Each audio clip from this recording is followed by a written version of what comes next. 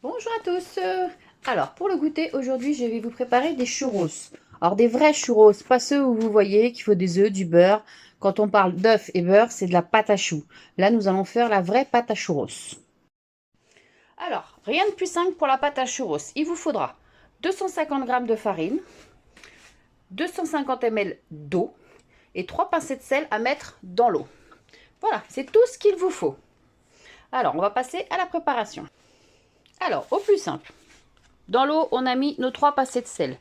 Il vous faudra une bouilloire et vous allez faire frémir l'eau.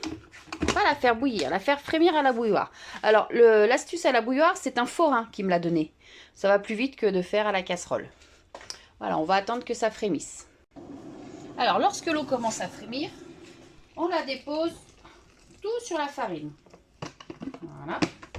Alors, dans l'eau, vous pouvez rajouter un petit peu de fleur d'oranger pour ceux qui aiment ou autre parfum. Ensuite, à l'aide d'une cuillère en bois, on mélange jusqu'à obtenir notre pâte.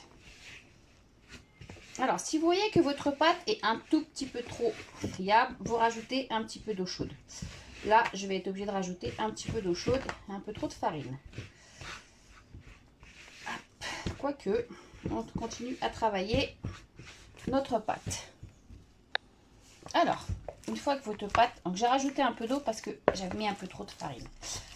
Donc, on dira la prochaine fois 250 g de farine pour peut-être 260 ml d'eau et aller... Voilà.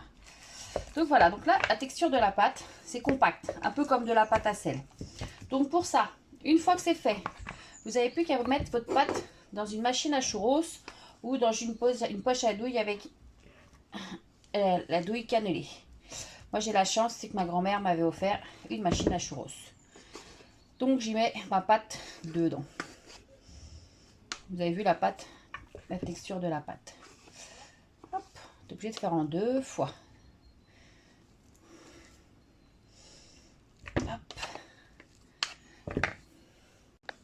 Alors, pendant qu'on va faire nos churros, on va allumer sa friteuse. Alors, suivez les instructions de vos friteuses, je dirais 150 degrés. Voilà, comme ça l'huile va chauffer. En attendant, nous allons préparer nos churros. Alors, soit à la poche à douille, bien sûr, soit comme moi, à la machine à churros.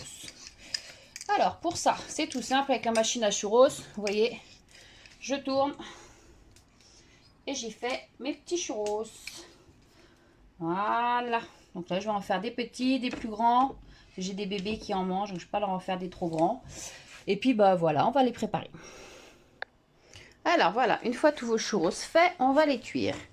Notre friteuse est chaude, donc on dépose nos petits churros dans la petite panière. Alors ceux qui n'ont pas de friteuse, vous pouvez faire ça dans une casserole et puis vous munir de ça pour les récupérer. Voilà, donc on n'en met pas trop parce que ça va vite gonfler et pas trop longtemps. C'est parti. Voilà, on va cuire. Et on va se régaler.